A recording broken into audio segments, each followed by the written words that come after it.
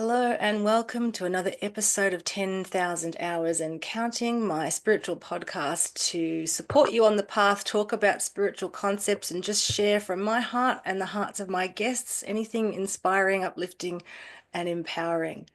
So I'm here today with another friend of mine, Marisol, and she's actually across the globe again, and she's in Canada. And our connection has always been online too, but she's such a beautiful soul who offers so much in the world. And so I asked her to be here today and to just be in this heart space with me and see what magic comes through with our words. Marisol, welcome. Thank you for joining me. Thank you so much, Laura, for having me. It's always a joy to talk to you, and I am so happy that we can be in this space together today. And yes, let's make some magic. Let's do it. As I always sort of tune in for different guests, because I get a vibrational sense of what someone might resonate with or what they might be able to talk about that really sparks their light. And I thought of Marisol, and we've done work together online through some courses, and I know that she, like me, has a deep affinity with nature and also always creates these beautiful natural altars of things that sort of just come into the space whenever we're doing work online or she's making an offering. She's one of those souls who works with Mother Nature. And so I said to her, let's get together, talk a bit about how that works for you, how it nourishes you. And the other big word I want to put in at the beginning of this whole talk is devotion. I said to Marisol when I was thinking of her and her light, that the word devotion came to me, and I have spoken about it before, and certainly for me, it's a big part of my work. And I think we're just going to put that out there as well of what is devotion to you on the spiritual path, and how do you allow your inner light to sustain you through the good times and the slightly more rougher times. So we're going to cover a few things today. So bear with us and join us on this journey. Marisol, let's just begin with nature. I'd like to ask you, is that something that was from the beginning of your journey here on Earth? Has nature always been something that connects with you, or was it a progression for you of finding your way? So it has always been, since I was a child. I was actually very fortunate to spend a lot of time in nature. I'd spend my summers, I was born and raised in the city, but I would spend my summers in Portugal, where my family is from, where my grandparents were from. So I had exposure to, like, they were from a small village in the mountains. We'd spend our summers in the mountains just finding ways to play in nature. And I think that that just became just a natural way of being for me. We wouldn't have toys, so we would look for things that we could play with and create in nature, and that always sparked my imagination. And it also felt very innate. It felt like something I just knew how to do and I understood. And it was like a language that was unspoken, but so true and so authentic to my being and to my heart and to my soul. And I always found a sense of peace and a sense of connection and a lot of love. I always experienced a lot of love. And it was just a relationship that I nurtured throughout my life. I learned a lot from my ancestors and being in nature about the cycles of nature, and they were farmers. So we learned about how to cultivate and how to live in reverence and how to respect nature and how to um, flourish. And I mean, everything revolved around the cycles of nature. And then I was so blessed to have that experience from a very young age. And it was growing up in the city, I always found that through any challenge in my life, I would always return to nature. And that's always where I would find, my peace and my inner space and connect with my light. And the ocean for me is, we've talked about this before, but being near the ocean or in the ocean, there is just a very deep soul connection. And I'm always met with so much grace and so much support from the sacred waters. And I mean, I've learned to call it the sacred waters, but as a kid, it was just where I was, myself and where I felt safe. So that is, yeah, that's how I learned about nature. And then over time, I just learned how to enrich my relationship with nature. Mm. Yeah, so something really from the beginning, it's like it was your soul nourishment. And I think it's interesting that a lot of people who you might class as a sensitive being, and of course, it's a very broad definition nowadays, but a lot of us have had a natural from the beginning, just a belief, a connection, a joy in nature. As you say, I would Yeah. also say a comfort for me. There was something quite peaceful and comforting about it. And what you said, safe. It's always been that way. And what it really does, I think, is it helps to, I almost feel like it switches your sort of physical, your nervous system for this body, this incarnation. When you have a real appreciation and affinity for nature, I think that it's a really good help for you to almost be the automatic healing response you would go to. Because when you're talking about them being in the city, I was thinking I'm the type of person, I've always sort of grown up around trees and spent time at the ocean on my holidays. But I'm the type of person, if I'm catching a train or I'm in the city, I will notice the one plant growing out of a crack through the concrete or the one bird hopping around. I just have this sort of connection to wherever I am, I'll find something or look up at the sky. And it's just an automatic kind of response of like a breath, to bring in something like that and help sort of move through the day. And it's not always like a coping mechanism. It's kind of an appreciation, as you said, the word reverence for the beauty and the intricacy of the natural world that surrounds us, the sort of the incredible, awe-inspiring natural world.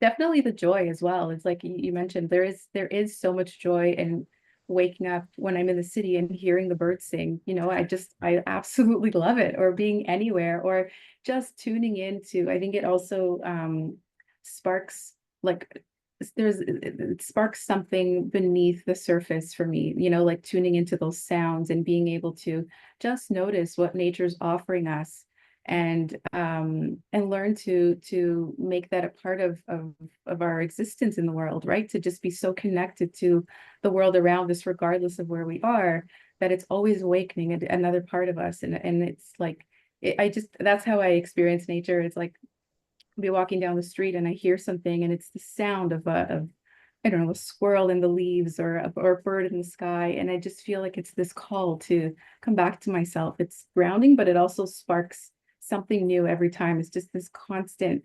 interconnection and relationship, and like an inner song of harmony with life. Yeah. Yeah. I like you talking about the interconnection too, because it is like that sacred ecosystem of Earth of which humanity is actually a part. And I always think of the way, we say we're sort of we're star energy come to Earth, so we all have the energy of the cosmos within us spiritually, and yet we had a call to be drawn to Earth and to work with her energy. And so there's that sort of love and that the harmonics of when you feel in connection with the place where we're meant to be, because if you are here walking around a body now, you're meant to be here on Earth. You're not meant to be up in the stars at the moment. You're here to have work to do and to be part of this sacred ecosystem. And I agree with you. When I feel that connection of something I see in nature, I notice that there's a propensity in me of a sort of the energy of goodwill of when I'm out with other people. And this is sort of historical for me in my life, feeling like, oh, aren't we just sort of here together and pulling on the same page? And an energy of wanting to reach out and connect.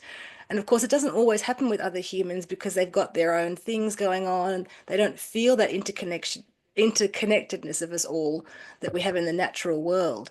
And I think that to some people, just sort of getting through their own day is enough without all the sort of extra of noticing other energy or whatever. And it's not so much about a contract of making a connection that has an obligation to it. It's just simply like a recognition of here we are together, on the planet now. I'm passing by you, you're passing by me. And, just sort of being in that frequency of understanding that there's more happening, beneath the surface. So I think that that sacred ecosystem idea hopefully is coming more to people, that we're having an understanding of how really connected we are all and how connected we are to Earth and how much we need to work in concert with her instead of forcing our own agendas on her, and to become part of this more harmonious unit of energy that can exist. And you were talking about cultural significance of knowing how to work with the earth and not needing to force, and being a part of this system and not being sort of the emperor energy, which is in charge of everything as humans so often want to be, of being part of this dance, this connection, and this creative process, really.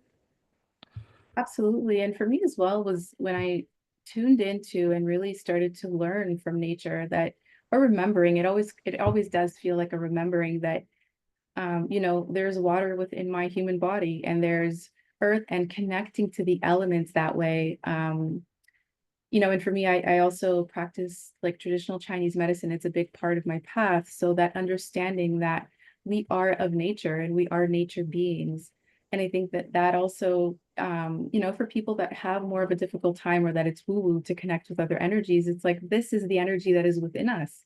And it's a part of our world and of our nature. And when we learn to honor and to respect that and to walk that mindfully, then we also treat ourselves and everyone else that way. And it's something that just happens, for me, I mean, it happened very slowly, it kind of unraveled. And I feel that that changed my relationship and transformed really my relationship with myself and with my body, and even through challenging times, I did go through challenging times in my life where it wasn't always joyful, like when I was a child. And it was always that returning to nature and that remembering of, who I really am, and that gratitude that maybe what I experienced as a child, but always just returning to my light and returning to that essence, which then opened up the piece around the divine feminine and what that looks like.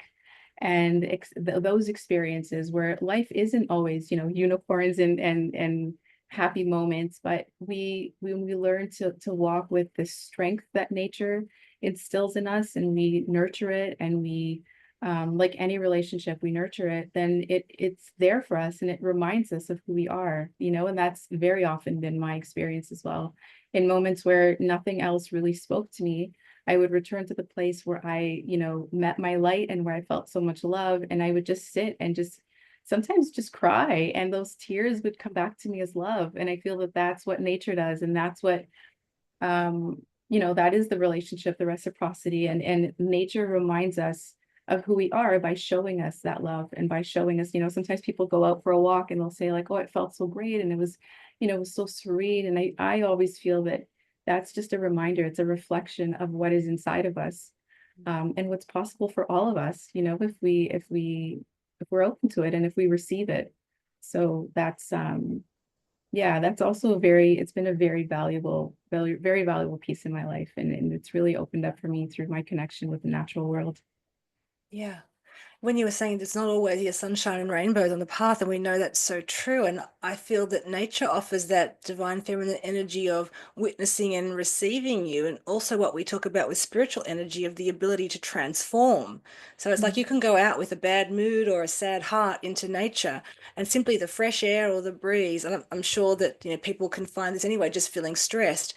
It's like that's your offering. We talk about prayer and you think of praying for something beautiful, but quite often prayer is the thought processes of what's going on inside you. The universe is listening. So even going out with a sad heart, as I say, into nature and just being there, it's like the breath and the trees or whatever it is will help to transform that sadness into some sort of clarity, or just a sense of peace, or just a disconnection, breaking the cycle of the stressful human mind. So giving your pain, giving your beauty or your glory to nature, having that idea of being held almost. We talked about the divine Yeah. feminine, the energy where it holds you, it gives you a safe space to fall almost, and it gives you, it's like the bedrock within you, sort of that foundation of trust, even in the face of, even if you don't know the answer, because we're always so keen to know the answer as humans. But if you can rest more in the mystery and the not knowing, in a way, nature can help you to just turn all those sort of extrasensory things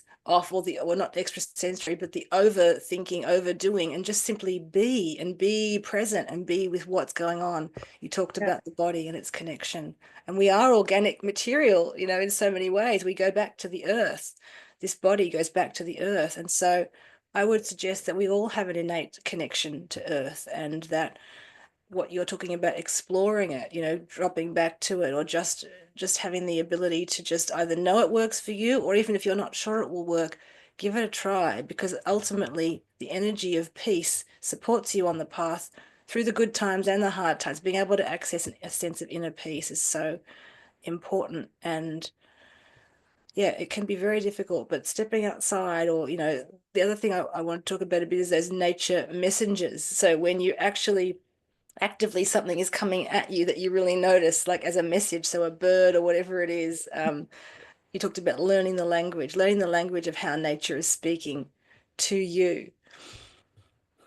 I love that. And I think that that is um, like I once learned about in nature being the path of direct revelation. So learning to walk. And I would, I spent some time living away from the city for a few years. I lived northern Ontario, which is like cottage land, so like by a lake and a lot of trees and in nature. And I would just go for walks, and I would just ask. I would just be open to, like, what do I really need to know today? What does my soul want me to know? What do my guides want me to know? And it was absolutely magical how nature would always reveal to me, or I would just walk to the water on days where I wasn't quite sure what I was feeling, and just look at the water and realize, the water is showing me what's going on within me. It's mirroring to me. And it was interesting because um, I started to also tune in more to the energy of the land and the people around me, and that brought in that sense of community. So it's like, even during times where we all went through that period of being more isolated, whether it was because of world circumstances or our own personal stuff, but when you tune into nature, you learn that there is that, rather, you tune into nature and you tune into the community around you. So I was living in a whole different community with people that I didn't know. But then when I go for walks, because I was so tuned into what was going on in nature, I did feel really connected to people, and that when they would smile, it's like I could feel their heart, and vice versa. And that just brought a lot of it brought a lot of joy and a lot of, again, the reminder that we're not alone. And I think that that's so important for people, at whatever point in along the path, but especially if we're for highly sensitive beings, that we kind of live with that sense of we don't belong here. But then it's a reminder, but we're here and we do belong here. We're exactly where we are. So we accept that maybe we aren't from here, but we also accept that we are here and we belong here, and we're so tuned into each other. So yeah, and then also with animals, I absolutely love animals and birds, but I find that, and I also really have always loved the smallest creatures, and I feel that that for me is just this sense of mercy and compassion and such deep love for every being, because I feel that whether it's an ant or a fly, I'm laughing because I actually have a funny story about a fly once, and that really just taught me something, that taught me many things. But there was a fly that didn't want to leave my house once, and I lived with this fly for several days, and I learned patience through this fly, because I was like, I don't want to kill the fly, but I just had to. And it was about learning to, that again, the interconnectedness, but it was about, I work with children. So I remember at that period specifically, I was really learning patience around teaching kids certain things at the right time. And this fly would speak to it every day. And eventually the time, and it was the timing too, right? So eventually one day I opened the door and the fly left. And I remember feeling like this is so much about timing and about patience. And I just felt so much gratitude for this fly. And there was this sense of synchronicity also in when those couple of days came and what was happening in my life. So that was such a beautiful example of how this fly came into my life, lived in my home, taught me exactly what I needed to know for what was going to come in the following weeks. So it's just things like that. When we're open to it, they're always available to us, and they're always welcoming us to join them, right? Yeah, yeah. And it is about your own personal connection and how you divine that information and that message from those things. And you're so right about that. It's like I always think of the overlighting consciousness of the natural world, whatever it is, the creature or the bird, but then there also can be like a specific teaching there.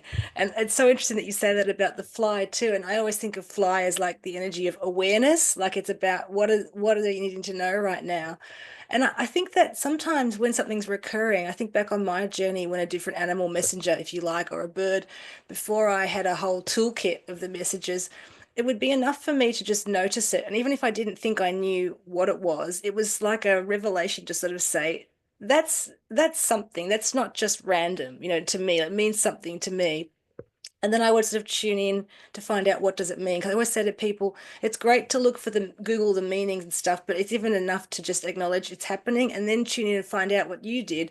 What does it mean for me? What is it saying to me? Because that's the nub of what's happening there. And I always think of the insect world when you think of that, how much energy and life there must be, how many insects there are that we never even see, doing this earth work for earth. Like again, it's part of the sacred ecosystem, the unseen energy, but that is so important, that without which we wouldn't be a fully functioning earth.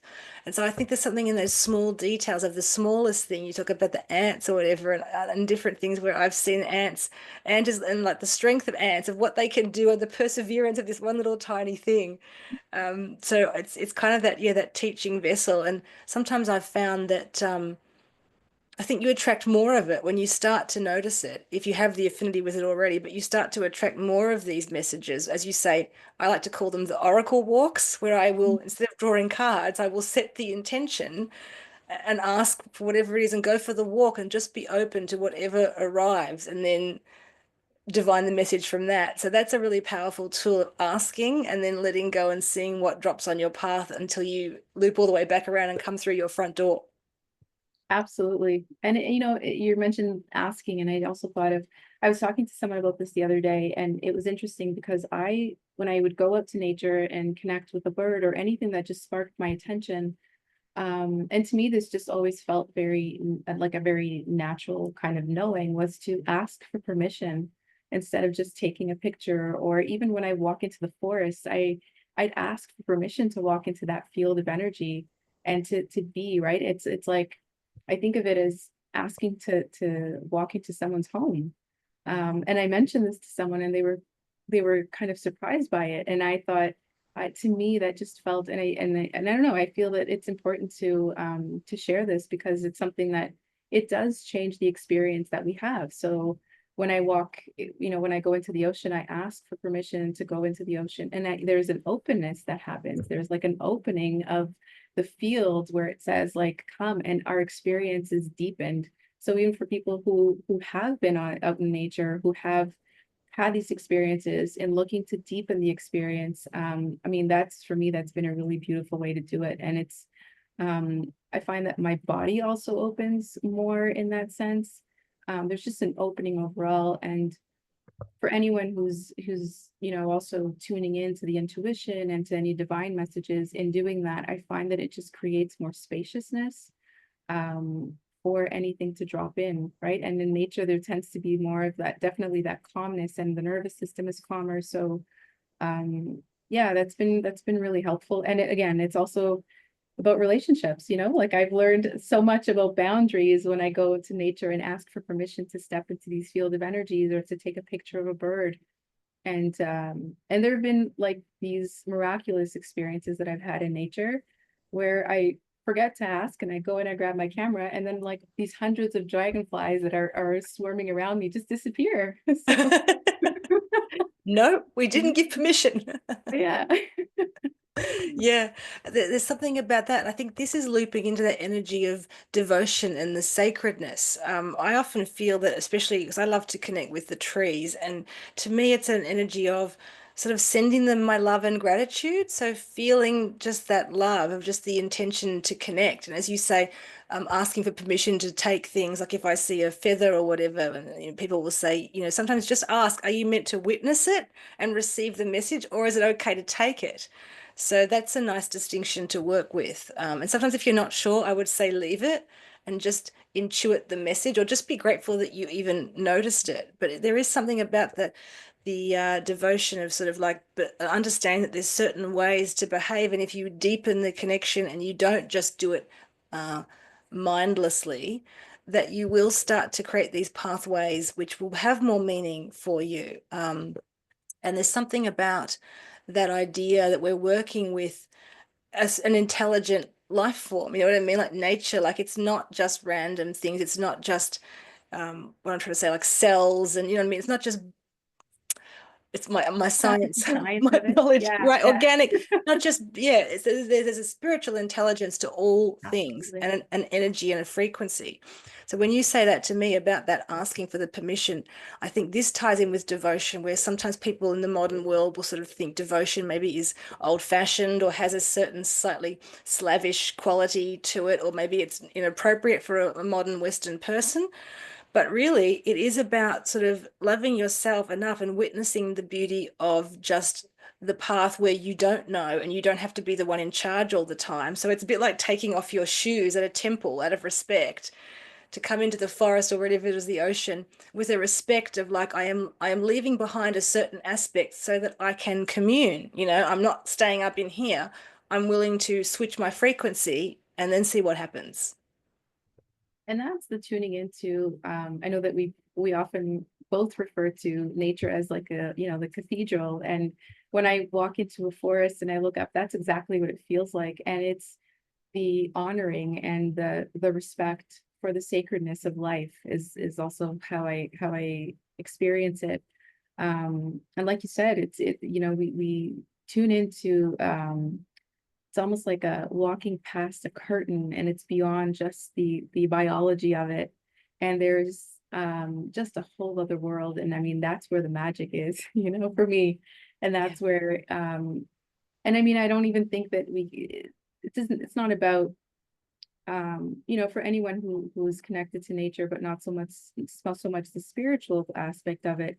There's just a very different experience, and I've kind of played with, even though spirituality's always been a part of my life and my way of being, but I've also kind of played with, what if I leave the spirituality out of it?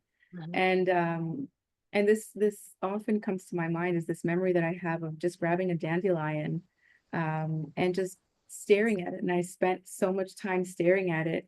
And in it, I just saw like the perfection of life, because of how everything is just so beautifully weaved together. Mm. And I was like, even in intentionally trying to leave the spirituality out of it, there's just something so intricate and so beautiful and so deep, so much deeper, right? That we have the opportunity to experience. And I think that that's unique to everyone as well. Like, everyone will experience it in their own way. And that's the beauty of it. And in those moments, there's also so much space for creativity. I often invite children to just spend time outside in nature, and to remember that, they can get their hands dirty, and they can play, and they can just connect with the earth. And it's incredible what happens. So even that sense of play, whether it's children or even for us, like sometimes just going out there, and I like to do that too, just touching the earth and feeling that. And I think it just automatically opens something within us, whether we're conscious of it and know that it's a spiritual aspect or not. Um, it just, it offers us that gift and that blessing. Mm. And certainly that idea of understanding the seasons and all of those things, I believe that nature can help you accept change, because as humans we always fight change, but nature is always part of that. And if you know anybody who's quite an avid gardener, even if they're not a professional, but they're a gardener, they can tend to have a bit more sometimes of a grounded energy, because they do understand the interconnectedness of things and they prepare for a certain season.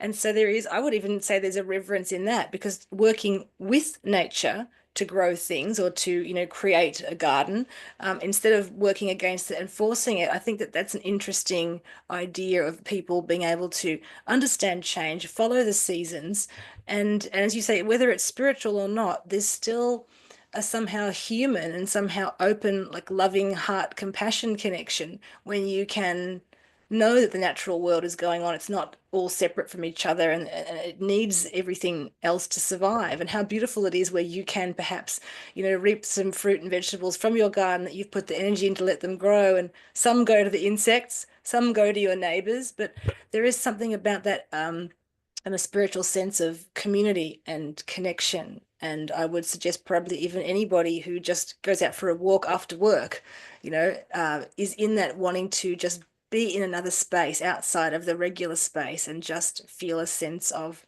even just inner peace. And I like what you said. Yes, the cathedral.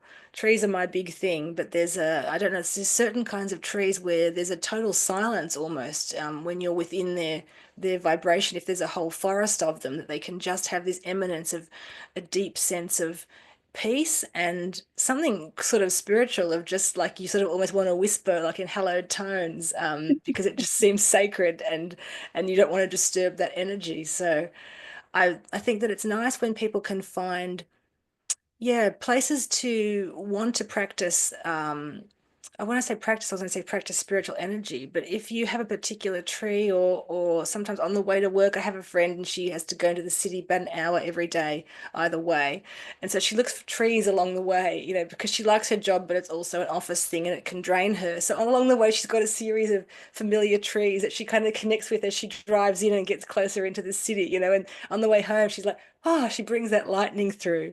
So, everybody can use the natural world to support them, I would say. And I think a lot more people are aware of that. Certainly, when the ability to go outside easily was taken away from lots of us during that world situation, I think it's given people a little bit more of an appreciation of what's out there, what's outside the front door, and how it can connect with them. Absolutely. And that also helps us to just tune into our own wisdom, beyond what's on a cell phone or what's in a book. There is wisdom and there are insights that, nature offers us in our connection to that we really can't find anywhere else. And I love doing that. Like I love just having a question and going out to nature and being like, I'm so grateful that I can't find this in a book and I have to just connect with myself and I have to find the answer in this natural space and within. So I think that's something that a lot of people are opening up to and are actually looking for. So yeah, that's a very, very big component of my connection with nature as well. And of course, our bodies, we talked about that at the beginning, and the circadian rhythm can be disrupted by too much focus on technology and not being able to just go with the way the natural light is. So it really is a stress relief to have a time. I schedule time to turn off my phone. I pretend it's 1994 and people can only phone me on the landline, and I don't let notifications off my mail or anything. I have times where I have to do that for me. And people said, my friends say, that takes discipline. I'm like, no, not really. That's what I have to do. And so it is about if you feel that you are having trouble with it, I would suggest you just try scheduling some time because it can get to be a bit of an addiction. People are used to the constant incoming. But yet, if you think back, for those of us who have been here for a while, you think back to what it was before all this technology, it was very different and we accepted the way that it was. So I do say to people and to my clients, just see if you can take a bit of time because you will find that scheduling some aside from that, you will start to feel like this inner sort of awareness and a less of a wound up tension, and you will just be able to deal with things a bit better because you're not letting, you talked about the nervous system, you're not letting your nervous system be on fire all of the time and available all of the time, which is what is something you can choose to do or can let into your space. But nature doesn't have that. When you go offline, you just are with whatever's coming through. And I Yeah, think and it's I do the same actually. I have like no notifications on my phone, and my relationship with my phone or with technology is that, when I choose to use technology. And I think that that's also it helps us to not get caught up into the idea of anticipating or wanting everything right away, right? Mhm. So we learn to, and I think that that's a big part of devotion and the spiritual path as well, and allowing things to be revealed to us as opposed to just wanting an answer right away, And again, that's we were speaking earlier about the divine feminine, and that is a feminine quality, is that patience and understanding that everything happens in divine time, like the cycles of nature. So we're not so dependent on, but we learn to live in this space of coexisting with the world. And and I think that that is so important. I often say this to the children I work with, and there is that they have the understanding of what is okay or how much time is okay or how much time isn't. So it's really interesting how they know, like, is this much time online, do you think that that's okay? And they're like, well, I start to feel like this or like that. And tuning into that and honoring that and listening to that is so important. So yeah, I love that you spoke about that because that's such a big part. And I mean, I notice where I love walking barefoot outside. I do it all the time, not in the winter, but when the weather's nice. But even something that simple, like just going outside and walking barefoot, if that's a possibility, and that just allows like everything to drain from our day, and just or even when we're showering, these are just simple things that I've incorporated into my day to day. But just gratitude for clean water, for people who have clean water, who can take a shower, and then you tune into what happens when water is flowing down your body. Like, how does it feel? And that also brings in mindfulness. Like we there's a lot of talk about mindfulness, but when we really slow down and tune into like what does that mean? Or eating in season and giving thanks for the food that we eat, things like that. It really just opens up a completely different aspect of everything, of life, of nature. But nature when it's in our kitchen, right, when food is in our kitchen, or when it's in our washroom, or just these like simple things. So then when we go out on a nature hike or walk or whatever, we do experience it differently because we've been practicing this mindfulness in our day-to-day tasks. And then when we have to sit in a train or whatever for a long ride to work, there's just something that feels really different. There is a, like it's like our body is just thanking us for the gentleness and for the awareness that we're giving it. And these are things that anyone can do really on a daily basis. We just have to be aware of it and then realize, and simplicity is also what I love about nature, is that reminder that regardless of what's going on, we all have the ability to tune into a simple practice, to a moment of simplicity, and that it can be a really deep teaching or it can just be a simple change. And I think that nature does that for us as well. And it makes it practical, which I love. And I think we all love. So Exactly. Simplicity is always something I think of. I love to hear you sharing that too. I was thinking about gratitude, and I was at an event the other day, a spiritual event with some friends, and the facilitator was saying, think of three things that you're grateful for. And my girlfriend on my right says to me, "Oh my gosh, I'm struggling with like thinking of them." And what you were saying, I feel that the body can help us access gratitude in a different way to what the mind can do. When you can connect to your body with mindfulness, you say the gratitude for this fresh, clean water. There's something about being present in your body and not even your mind, where just the breath, and you can feel that sort of sigh, that breath that the body just wants you to witness it and feel it instead of overthinking. And to me, there's a sense of surrender to that process of just not needing to know, because the big thing with everybody is the impatience of wanting to know what the path means or why they're in this situation. And for me, I always find you don't really know. You have to learn how to accept the not knowing, but have your inner compass, which says it's okay. Like it's okay to trust and wait. And there's many times when the universe will not show you, but in a kind and loving way, because if you were shown or given the information in advance, it wouldn't necessarily be helpful to you. So we're always pushing to know, but I think we need to understand that the divine feminine, the nature, the spiritual worlds, it's all happening in divine timing. We've talked about it, and we just need to become part of that instead of trying to override it and control it. And so the more that you can be present to the body and have that just simple gratitude for the breath or something like that, and not let your mind run the show, that's what helps. So I like you talking about that energy of simplicity and the body. and I feel that, I mean, for me, I feel that we do know, right? Like it's all in here, but it's again that opening up, and when it's ready to open up and when it's ready to be revealed. And with the breath, like we were just saying, just a simple breath, everything can change. And that is the only thing that's constant and consistent. So when our mind goes into a place of looking for or seeking or wanting answers right away, when we return to the breath, that is the most consistent and most, it's kind of like the only thing that's always there. It's like when we're alive, you always have your breath and you return to that breath. And, there's that possibility to just change and to say, in this breath, I experience joy. In this breath, I experience peace. In this breath, I experience calmness. And that gives the mind that sense of control that it might be seeking, or that sense of like finding an answer. And you remember, and then that just brings us back to the body. So it's kind of like kind of funny in a way. There's like a little, but yeah. So and I think that that also reminds us that, again, like the going within you were saying about, which I've also experienced on my path quite often, and just remembering that, I have everything that I need within me. And nature also teaches us that everything we need is always so close by, and it's about learning how to see what's around us and how to see the abundance that is always there. And again, that's always within us. So when we can turn that inward, there's always so much to be seen, so much to be heard, so much to be felt.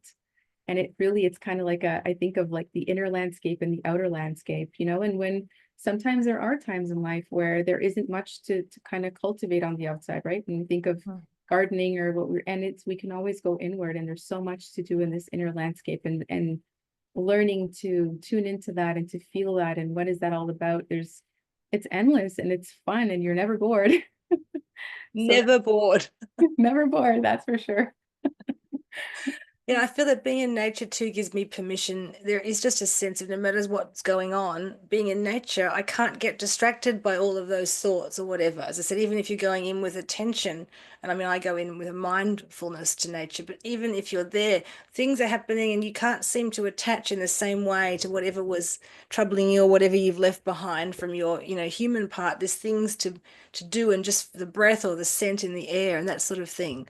So it's something about being willing to take a step aside and from, your normal sort of being, especially if you're someone who maybe nature, you might go on a bike ride, but it's not really your thing, but you are feeling a sense of, I just need to disconnect from all this sort of stress. I need a moment to myself. Then being willing to take that moment and put aside the phone or whatever it is, and take the time to go into nature and just breathe and just see what happens because giving the mind a task, as you said before, can be quite interesting. So you could just say, we're focusing on the breath. And if you give the mind some simple task like that, it can be at peace and allow more to happen. Because if you don't give it anything to do, it might want to try and jump around and distract you or sabotage you. Lovingly, it wants to help in its own way. So giving it a simple task of focusing on the breath, or if it's an oracle walk, you're just open to see signs. In a way, it gives it permission to be part of your spiritual journey without the need, which the mind has, is to control everything. So I would suggest that give it a task and see if it can just come down and drop into the heart a bit more. Or even just focusing on every step. Like if you're going for a walk, right? Just really feeling your feet on the earth. And even if it's just like, I thank you at every breath that you, I'm sorry, at every step that you take. And then it's, even if you're doing an oracle walk and you're doing that, it's, I just think it just opens up so many, like so many doors of possibility and so many different pathways. And there's just, yeah, the creativity is endless. I mean, we can sit here and talk about different ways to go for mindful walks for hours, I think. That would be an entire episode. Let me ask you a bit about nature and use in altars, because we said before how, you get a feeling you ask, like, do I take that photo? Do I use that item or not? I know other times when you are guided or someone gifts you beautiful flowers from their garden, you've had roses from your mother's garden, different times I've seen. So when you are creating a natural altar or an offering, do you have anything you'd like to share about that or how the process works for you or how the inspiration flows? I usually set an intention. Mhm. And I always, honestly, I go with the flow. When I first started creating altars, I just used what I had or what I loved. I just felt like, I'm just going to put whatever I love on there because that's usually my intention. And some miraculous things started happening. I started working with roses, and I've always had a very close relationship with Mother Mary. And I'm definitely, I would consider myself a devotee, but I would just gather roses and in placing the roses on the altar, just because of the love that I felt, that I feel for roses and for Mother Mary, it was almost like it was being shown to me, like place them this way, place them that way. And then my imagination would just be completely sparked. My heart would open and then I mean it's just this creative process, right? So and then what I love about creating our altars, it's kind of like you were saying about going for a walk and um seeking that revelation or having like an oracle walk. When I create an altar, there's always an answer to something, right? And it's just that to me is the blessing and the miracle. But I always try to connect with items that I have. If I feel intuitively guided to place something that I don't have, I will go out. And I think that that's part of the creative process is, whether it's a feather, I feel like, oh, I should put a feather on here or this rock or something. It's quite amazing because I'll be guided. So I'll ask, like, guide me to the place where I can find what I need for this altar. And in that, there's a journey and there is a process, and there is oftentimes a healing that happens in that space. But yeah, I've really just learned to ask for the guidance. And obviously, with every altar, it's different. Sometimes there's like the impromptu altars, and those are beautiful too. But sometimes I'll make an altar space and add to it. I actually have roses that I've been working with for several years. And then a lot of times I'll just go out into when I feel that that work is completed. I'll go out into the forest, usually around trees, and I'll just lay the roses out near the trees, and that is my way of just giving gratitude for everything. And also, yeah, but that's actually a very simple practice that I started using a long time ago. And it would be during more difficult times. I would either from our garden, if we had some roses, I would just take the rose petals and just place them by a tree and just offer a blessing, whether it was like if I felt sad, I would just offer blessings of joy and place rose petals on um at the root of the tree and pray that everyone would feel joy. And I would do like everyone would feel love. And that was something that really opened up. I didn't understand the I guess the immense sense of love that would come from that and strength that it would give me. I was just doing it because it was what I felt to do intuitively, but it became a really simple but very profound practice. And then a lot of times with altar spaces as well, um, I like to write or to draw, so I'll include that. Like I'll just write or I'll draw or I'll paint. Yeah, there's again, I can have a whole episode on creating altars, but I usually just, yeah, that's how it works for me. Yeah, and what you're talking about with that offering, and when you make an offering, that we make it for everyone. So whatever the prayer is, and sometimes I create an altar, I don't know what the theme is. I just feel guided to start with a color or an item. And sometimes I like to use it as a meditation. If I just start to create it and take things and put them there. And then sometimes I might build on it, and then I sit and sort of ask it, what is the message, or I feel into what is the message. But that is a really thing I want to talk about, or just I want to flag for everyone of the idea of offering whatever it is you've asked for you, for everyone on earth, because that's about the sacred devotion, understanding we're a sacred ecosystem, we're all connected. And if you want something beauty and joy for you or your loved ones, we want that for everybody. So your soul is naturally gravitated to doing that and making that offering. But people could consider, if they're making an altar for themselves or a loved one, that it's like when we have a spiritual session and then the spiritual energy is all flowing, we always ask to sort of send whatever excess energy is not needed from that session into the earth to flow as blessings for all. And there's a beautiful empowerment of that because it connects you away from that human scarcity and into the divine, truth that there is actually abundance and flow on an energetic level for all of us. And so we connect into that. And that's an empowerment of saying, not I have to hoard this beautiful energy for myself, that I allow that to flow. And as I give, I naturally receive. And we're again part of the flow of life.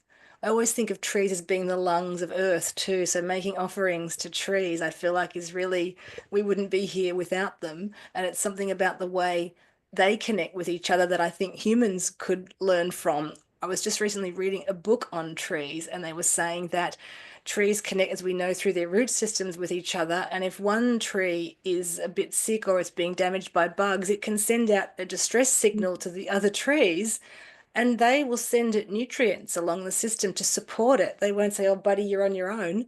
Keep the Yeah, insects away from me, pull up my skirts.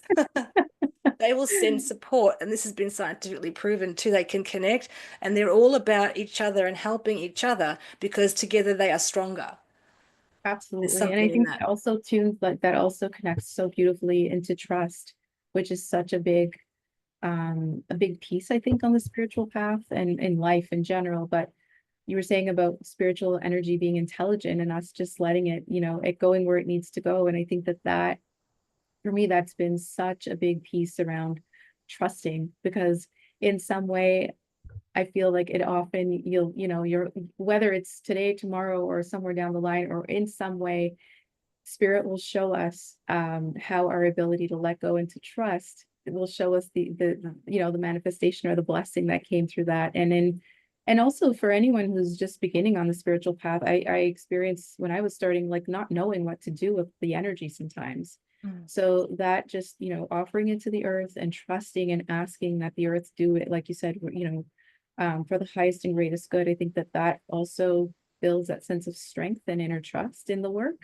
Mm. Um, and there's like a little bit of relief in it, right? Like that sense of responsibility too. So it's like it's okay. Like the earth knows what to do. And sometimes there might be worry around, like, can the earth handle this energy? And it's knowing that it can, and the earth can transmute energy in ways far beyond, and it's so much easier than we can, right? So all of those, I think all of those pieces are like elements that help us to build a sense of trust in ourselves, in spiritual energy, in the earth, and in all beings, really, because of that interconnectedness. Yeah. And offering it in that way. And as you say, trusting that it's enough, trusting that it can go where it needs to go. I mean, Earth is a spiritual being as well as a physical entity. And so we wouldn't be here if she was just rocks and soil and water. There's a spiritual energy within. And I always say to people, I feel the energy that she is fine. It's just the chaos on the top of her. So she needs our love and devotion, but also we don't need to be frightened for her because it's part of her path, like the soul journey of Earth, to experience all of these traumas and physical things and the imbalances. And as we come back into harmony with that ability to trust and connect to each other with love, it's almost like a sigh of relief that she can sweep us up into her skirts. I'm going with this vision again, but we don't need to be worried about her. We just need Right. to participate a bit more. And you mentioned Mother Mary before, and yes, we have connected about her and the divine feminine. And what I love about Mother Mary is that non-denominational quality that so many people or so many religions trust and believe in her light. And so it's interesting that she can be sort of reaching so many people in a way that other divinities may not because they seem limited to a certain belief system. But we were talking about her energy and her ability as that ultimate mothering light or the divine feminine to almost hold you and hold the space. So whether it's holding you for strength or in your moments of joy or holding you when you need comfort, again, it's this willingness to surrender your human self and your mind to a higher power and to just take off that need to be in control. And that's the devotion of saying, I know that there is something bigger than me, and so I surrender into it and I ask to become a part of it and not feel this sense of separation and the need to push and force. And so it's like, how can we allow ourselves to be held and then feel vulnerable in a sense where our vulnerability can actually support us into that next level of awareness and not actually make us feel we have to paper over the vulnerability. Yeah, and I love that, and I also love that Mother Mary was a real woman who walked the earth and who had a real life, and she's relatable. And I think that when we look at her life, or yeah, when we look at her life and her experiences, there's so many things that we can, as women or men, we can relate to. And there's so much wisdom in that, and we can see ourselves. It's almost a sense of reminding us of our innocence, when we talk about surrendering whatever it is. But there's this, Mother Mary has this ability to always bring us back to our innocence, to free us of our judgments, to free us of our worries, and again, and to hold us and to remind us of our light, really simply put, but also in the challenging moments. I grew up and my mom's prayer was always that Mother Mary be the mother that she didn't know how to be. And she taught me this growing up. And I feel that that was so enriching for my relationship, with my mom. And also, in doing any sort of or any ancestral work or learning about the women in my family and our connection to Mother Mary more in a religious way. I mean, I had to learn to develop my own relationship with Mother Mary outside of any preconceived anything that I had learned, and to distill the learning that felt true from my heart. But I think it just helped me really connect to myself as a woman, and what that means, and that strengthening of that in a way that feels authentic and that feels genuine, really. And it really has been through my relationship with Mother Mary. And yeah, I really just love the fact that she's relatable. I often, in moments that seem impossible, I'm just like, I've so often told myself, like, she was a real woman and she walked, and that just, to me, it's like the heaven and earth, and it all comes back in here and it feels real. Because there are times where life is challenging, and it's like, you think about these, big spiritual beings, but there is a part of us that's like, but I'm just this little human. but Mm. we feel that, we're not separate. We are so connected, and it is so, whatever's going on up there is they're really just reminding us that it's attainable and we can do it here. And that is why it's all up there. So I love how beautiful that is and how comforting that is too. Mm. And it's that energy that she brings of that love, the love for her son and the love that she offers all of humanity. And then just getting into what I like to think about it is her own journey of her trust in the face of what was such a strange seeming situation, that she had to surrender and trust that it might have been worrying or fearful, who knows, because we're talking about the human part of her. And so the idea that she had in a devotion a sense of love, that she was willing to surrender to what was being asked of her, because quite often the path will ask things of you that your human part isn't too sure about. In fact, I would say always, that's been my experience of me. It's always asking something of me that I have to say, okay, I don't get that, but I'm going with it. Do you know what I mean? I don't know what that will Yeah. mean. I don't have to know. So I would say she's another beautiful like example of the not needing to know, but understanding that you're being asked to do something important for your soul and knowing in the moment that you wouldn't be asked if you weren't strong enough to handle it. That's another thing. So Right. there is a sense of trust that the divine places in you to say, I know that you can do this. And your human part can say, if this is presented to me, then I will trust and believe that even if I feel that I'd like to run away screaming, I will just take one step and then the next. And I will do that with a sense of sort of privilege and devotion of being given a task to do that you don't know the end game of, but universe source does know. And so there's something about that you said, the relief of giving energy to earth, the relief of saying, okay, I'm going to take this path. I don't know the outcome, but I don't have to know. I just have to begin and I just have to apply myself and I have to take moments off when I need to, but that it's almost like I'm part of something bigger. So your soul path, listening to your soul, listening to the messages that nature gives you, the fly taught you, because you're connected to your soul. And so the soul is speaking in this mysterious language that a human mind would say, what? But you can start to train the mind and the soul to connect and talk to each other. And that's something about saying, I am here, my life counts, like even just for me, like I am here and it is now. What can I do? And understanding that there's an arc to your life, and sometimes you take the step back, but you're always building the energy. And I think that what you're saying, talking about her human aspect and understanding that love was at the basis of all, and that that's what the teaching is from her, to still love and to have a fierce love and compassion for any suffering and wanting to alleviate that suffering through love and understanding. I think that we can all connect to that energy. In essence, that is the devotion to our spiritual path, right? I feel that is it. You so beautifully summarized that. I think people might even feel they're doing the devotion without naming it. You said a bit may have been off camera, I forget now, but that the word devotion didn't come to you until later, and then you realized that was the practice, that was what you were Yeah. offering. So I would just say to anyone listening, think about where devotion maybe touches your path or where you feel you are in need of it, or just open to it as a focus. Because I really believe that there are ways that we're offering it to ourselves and to others around us without perhaps naming it. And if you know me, you know I don't like labels, but I do like the beauty of words. And I feel that devotion is an important word to sit with and to apply to your own life and to see where you put in energy and effort and how that is supporting you. And also, I love that. And also, what else does devotion open, right? Like, what does devotion open you up to? So there's the practice of being more disciplined, being more committed, being more whatever it is. But I think that when I've contemplated or really looked at what is devotion about for me, that showed me so much about myself, that I hadn't actually realized was already there. And it Mm, was all unraveled through that, just taking some time to look at what devotion is all about. So then it mm, isn't just a word, right? There's that beautiful word, but there's so much more there that is just waiting to be discovered within us that we're oftentimes already doing.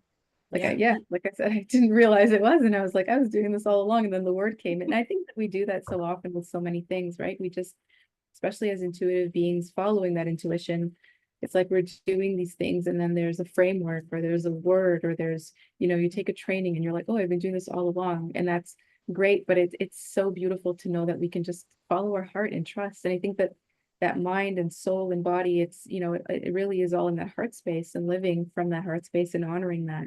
Mm. You said it beautifully before. Whatever I need is already within me, and that spiritual teaching is so rich, and there's so much in that, because sometimes the mind can think, what are you talking about? But it is about those soul pathways and the energy of you and who you attract into your frequency and the situations. So it's all about, you talked about purity and like it's the original self. For me, it is trying to connect in to that energy always and allow that to be the guiding light. And even in my most challenging times, I realize I always am in the energy of prayer. I never turn away from the divine, even if I am feeling quite low, whatever's been going on. My first instinct without even thinking is I realize I'm already in the prayer state of looking up, if, as it were, looking up for the support and trying to take the focus off what seems heavy. And I can laugh sometimes when I notice myself doing that, even if there's some sort of quite incredible sort of weather phenomenon or something that's happening. I notice the first thing I'm doing is I'm praying for light and I'm not trying to figure out a human solution. So that's when I realize it's just my innate switch into Prayer. challenge and pray. But you know, that takes practice, as you said, discipline and application, but it's the best kind of discipline. It's like you would put discipline in to strengthen your body and keep it healthy. And so you want to put the same level into strengthening your connection to your own soul, your heart, and then to the spiritual realms in whatever way that means to you, because keeping that connection to some higher power healthy for you is going to help through all of the challenges and will give you that bedrock or foundation of support when you need it, and will also elevate you when you are feeling good, kind of work through you and elevate that energy where you then become almost a transmitter of the grace or the light that you're feeling for others to digest as they need. And that's the beauty of the way we're connected with each other. We can positively or negatively affect each other's energy. So would you want to be one of the positive affecting people?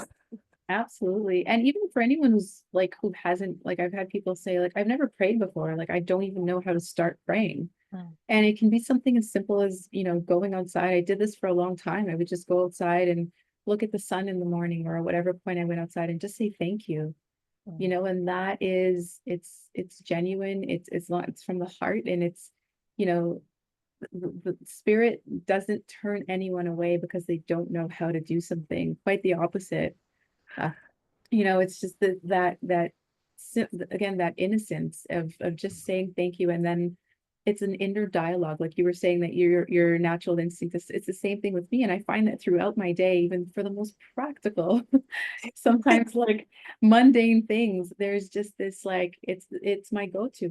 I say a prayer, and it's just genuineness from my heart, and I've been doing it for so long that it just comes very naturally. But for anyone who hasn't, it's something that you can, at any moment, you can just ask for help and say a prayer, and it'll open up that whole world in such a beautiful and magnificent way, really.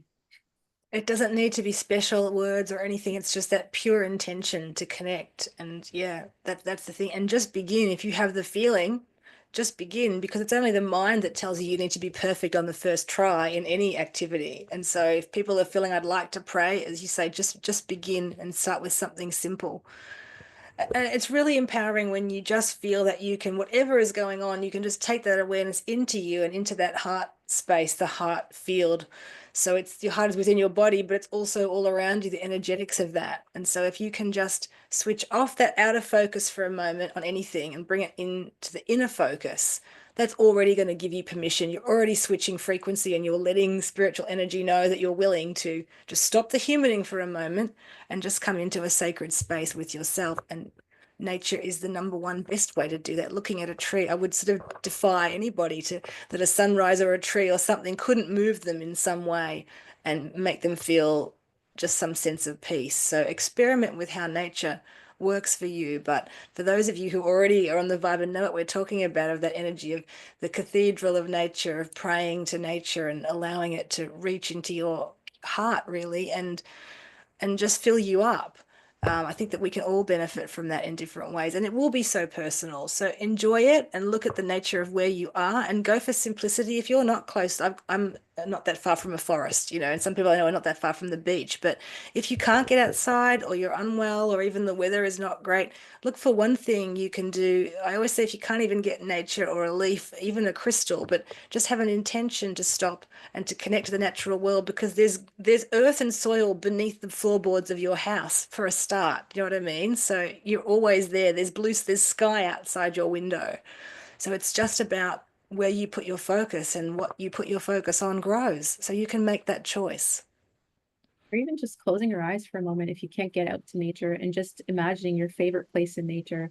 And the other thing you were saying about that choice about do we want to be that negative or the positive or negative influence, it's just getting out into nature and that starts to change our energy. And without, for people who are wondering, what's on my soul path and how can I inspire people, um, just that piece, like getting out into nature will really start to change your frequency. And that is the inspiration, that positive influence, that positive impact that we can bring into our daily lives.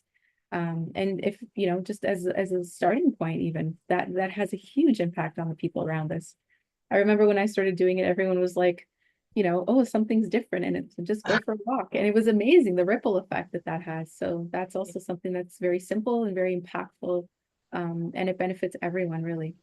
Yep, absolutely. It really does. And I think you were talking about the work that you do with children. And so you are actually a teacher. You teach children in normal school systems, but you allow them that innocence and you allow them that connection to nature and you sort of allow them to have that experience as well as what the school I'm trying to their schedule is, but you bring them that connection to their own self. And there's something about the creativity and the imagination. I do always say to people, spiritual energy is also creative energy and imagination. So what you just said then, imagining your favorite place in nature or a place that makes you feel good, please don't discount the power of visualization of that way or just sensing or intending it. It's like you're sending out an invitation to nature to connect, and you might start to feel you might be very far from the beach, but if the beach is your happy place and you're just visualizing or creatively feeling it, you will start to build these bridges of energy where that frequency will come to you and you don't have to play ocean sounds on your phone. Again, making it as simple in your heart. And if your mind says, oh, this is just pretend, yeah, it is pretend, it's creation, it's imagination. And that's how you build something. So you start from nothing and you create it with intention. So as And the simple as body possible. also, sorry, the body Ah, also remembers. So if you have been to a beach, your mm, body will remember the sensation of what it's like to be at the beach. So even if right now you can't be at the beach, but you love it and you just want to feel the sensation of being by the ocean, like you're saying, closing your eyes and the visualization, your body will actually have it has the ability to remember what it feels like to be there. mm, Um, and then, like you said, you're just, bringing that in, and eventually you will be at the beach. But yeah, I do that with children very often. I think that it's and also with children, just for anyone who has children, to just sometimes getting a child to sit. And it can be something as simple as, think of your favorite place in the world, whether, and oftentimes kids will say somewhere in nature, or anything for a child who has a difficult time sitting and focusing, just tuning into, do you like hot, do you like cold, getting them something, whether it's a rock or, some water or something, just to connect them to the body. mm, I always say when kids go home and they're all dirty, that means they had a great day. They were outside, they were playing and they were, I think that it's so important because it's so grounding and it just connects children to their intuition, to that, their creativity. And it's absolutely incredible what kids will do when we just let them be out in nature and play. It mm, sparks learning in ways that, I don't think any other tool will mm, for learning. They were just, it's absolutely incredible. So I always encourage it. I always do my best to do any sort of learning in nature.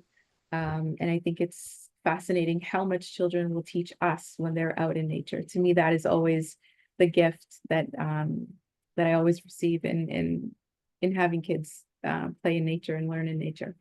Yeah, and kids can teach you so much too as a parent. If you take your kids out to nature and you see with their eyes, maybe it will help to spark you into feeling that pure, innocent connection. It is interesting to allow that pure energy to teach us and to teach our heart. If you're having trouble accessing your inner child, it is really beautiful to connect with children and see how they can do that.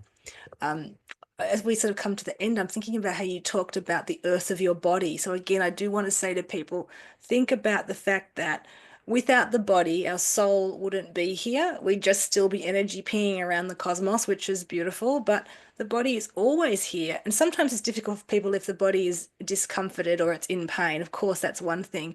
But you can always understand that you can pull all the mental processing and everything that's great, but bring it into the body and be present and be now and understand that you are part of this cycle of life, and the body and the breath is always with you. And that's the best way to bring calming. You can't calm yourself with calming thoughts. You could say and say and say something over and over, but until you are actually breathing and in your body and just allowing yourself to be and not be connected to other things, or not connected, but not distracted by other things, just be, I am here, it is now. Touch your body, touch the center of your chest, or touch, your legs, and feel into that you are part of Earth in that physical and biological way as well as being a spiritual being. So we're so sort of interested in all of the spiritual energy, and of course that's what we want to do, but it's always about grounding it into our body and bringing it through into the earth so that it's integrated, so it's not just concepts. It actually becomes its own energy and frequency through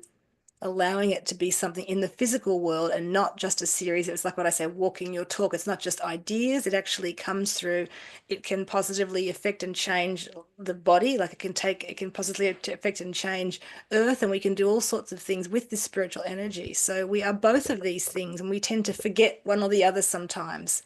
So it's about that harmonizing and bringing it into balance. But love nature. Nature loves you and will support you. And I think if you can just start that journey or continue to deepen your journey, the way Marisol has talked about deepening hers, you'll always be rewarded with that. And it will start to be something that you can rely on.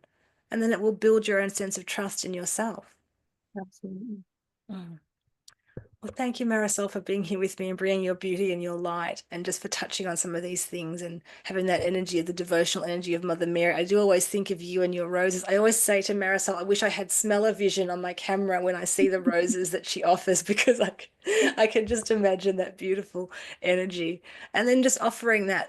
So the devotion is to create something of beauty from your heart, to feel that essence, and then without needing to know, with no attachment, we offer that energy into the world, which would be where the religious aspect comes of doing prayers and sending prayers. Anybody who understands that, or lighting candles, it is an essence of giving it out to the all. And as we give, we do receive. And when we give, we really bring through that beauty for all. We want to lift everybody on earth up. We want to all be in this frequency and harmony. It is possible.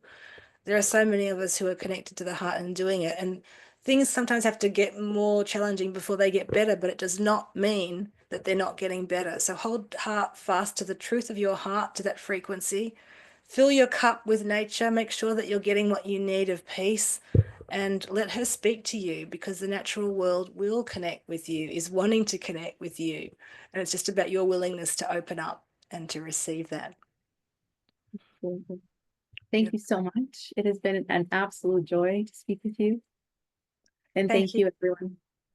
And thanks for listening. And yes, just listening to Marisol's energy. And I would just suggest that you just tune in and receive. We always have this intention when I speak in this realm, just to offer that light. So it's a transmission, it's a frequency, it's also words that you can understand. But can you just receive the blessings from my heart and Marisol's heart now and always? And Marisol, again, thank you so much for your presence, both as a being of light on this earth and also someone in my sphere. Thank you very much for Thank you joining me. so much, Laura. It was such a pleasure.